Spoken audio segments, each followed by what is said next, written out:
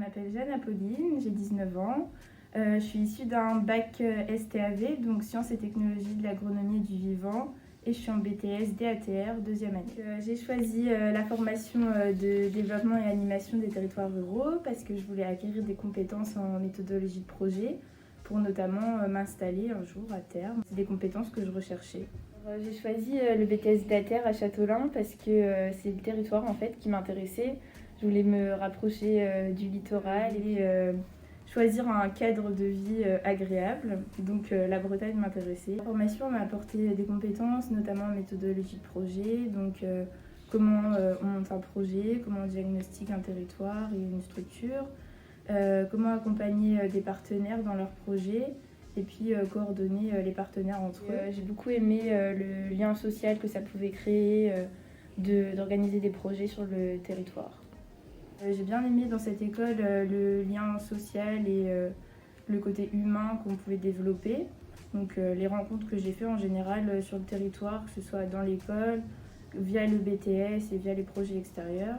Concernant mon stage, je suis dans une structure, donc c'est une ferme touristique qui recherchait justement un agent de développement touristique à la période où je cherchais un stage. Donc c'est assez bien tombé, j'ai répondu à cette offre.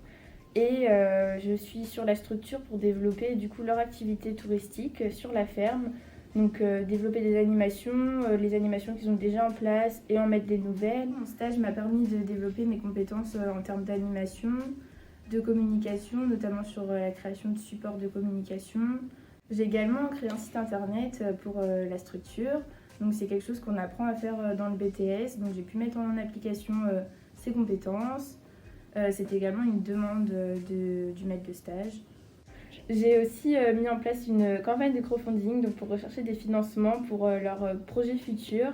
Donc il s'agissait de créer les supports de communication, choisir la plateforme et puis publier la campagne et en faire la communication.